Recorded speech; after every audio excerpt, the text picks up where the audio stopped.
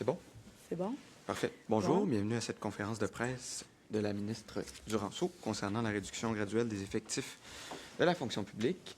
S'adresseront à vous aujourd'hui Mme France-Hélène Duranceau, ministre responsable de l'administration gouvernementale et de l'efficacité de l'État et présidente du Conseil du Trésor. Seront également disponibles Daniel Quentin, secrétaire au Conseil du Trésor, et Philippe Matteau, secrétaire associé également au Conseil du Trésor. Madame Duranceau, je vous laisse la parole. Merci. Alors, merci d'être là ce matin. Aujourd'hui, on l'a dit, il faut réduire la taille de l'État, puis il faut se concentrer sur les services aux citoyens. Alors, moi, ce que j'ai dit, suite au mandat que le premier ministre m'a donné, c'est qu'on allait faire ça de manière ordonnée et chirurgicale.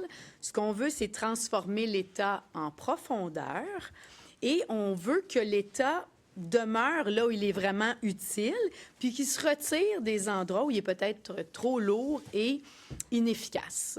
Alors, vous le savez, il y a quelques semaines, on était ici, j'ai déposé un projet de loi qui visait à réduire les structures, abolir certaines structures, réduire la bureaucratie, augmenter l'imputabilité des hauts fonctionnaires.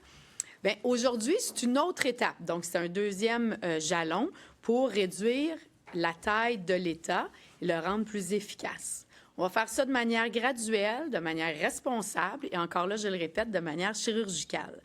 Alors, ce qui est proposé, c'est que d'ici 2027, on réduise de 5 000 équivalents à temps complet. Alors, on répartit ça sur 2 années, d'ici 2027.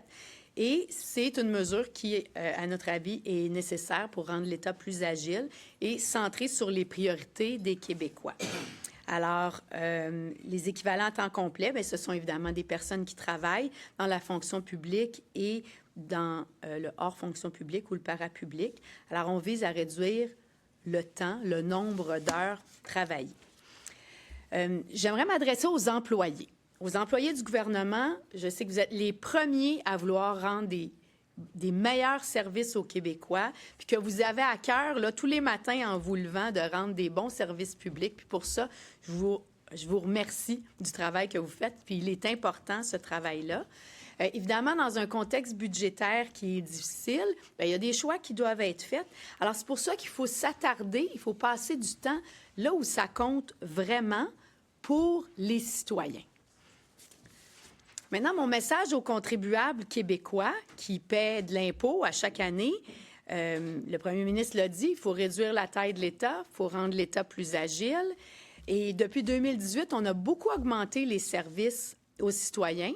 Là, c'est le temps de consolider cette approche-là et de s'assurer de rester présent là où c'est pertinent puis qu'il y a une valeur ajoutée. Puis l'objectif, évidemment, c'est que que nous en ayons tous pour notre argent et de s'assurer de réduire les coûts et d'améliorer la prestation de service. Alors, comment on va faire pour réduire ou atteindre notre cible de 5 000 équivalents temps complet? On va réduire le nombre d'heures travaillées. 5 leviers, 5 approches pour y arriver.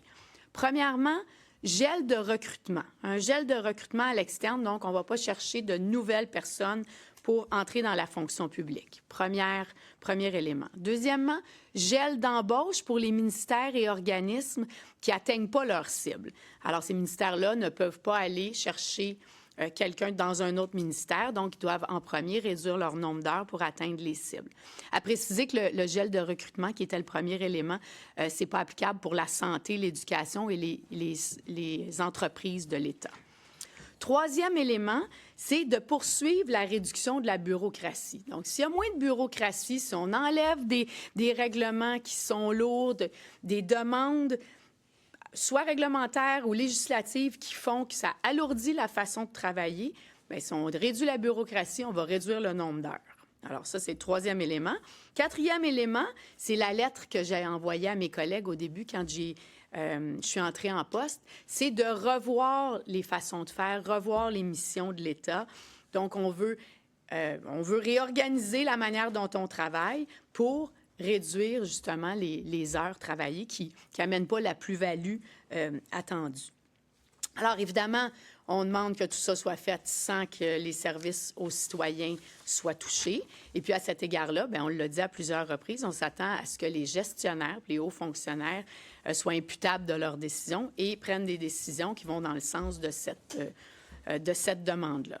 Finalement, autre élément qui permet de réduire le nombre d'heures travaillées, c'est de faire la promotion davantage de l'aménagement du temps de travail. Donc, les employés qui souhaiteraient réduire leur semaine de travail de 35 à 32 heures, c'est déjà permis, c'est volontaire de la part des employés et ça peut permettre de réduire le nombre d'heures travaillées, d'améliorer l'efficacité, conciliation travail-famille. Alors, encore là, on fait ça dans une volonté là, de flexibilité, mais d'amélioration de l'efficacité. Alors, notre cible des 5 000 ETC, c'est de cette façon-là qu'on propose de l'atteindre. Maintenant, pour le télétravail, qui a été amplement discuté là, dans les derniers jours, bien, la transformation de l'État, c'est aussi une transformation de la manière dont on travaille au quotidien. Oui, faire les tâches qui sont les plus pertinentes, mais comment on s'organise au quotidien pour livrer ce qu'on a à livrer.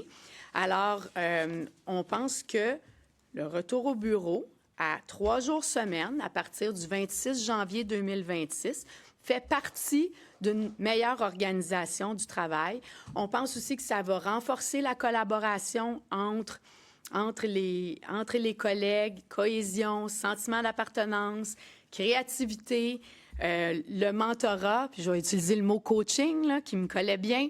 Alors, ça aussi, c'est important de voir les gens. Les humains sont des bêtes sociales, là, alors c'est important de s'assurer de rencontrer les gens et de ne pas juste se côtoyer à travers un écran. Donc, on ne propose pas 5 jours, on ne propose pas 4 jours, on propose 3 jours.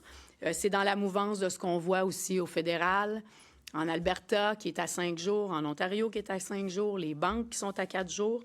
Alors, flexibilité, on maintient l'équilibre pour permettre une conciliation travail-famille qui est cohérente, puis on maintient l'approche hybride. Alors, je pense que c'est équilibré.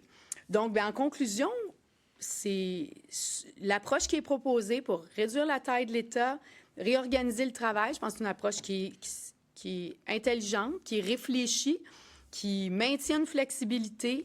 Encore là, il n'y a pas de tronçonneuse, il n'y a pas de coupe paramétrique, c'est pas ça. C'est d'y aller chirurgicalement, de se poser les bonnes questions.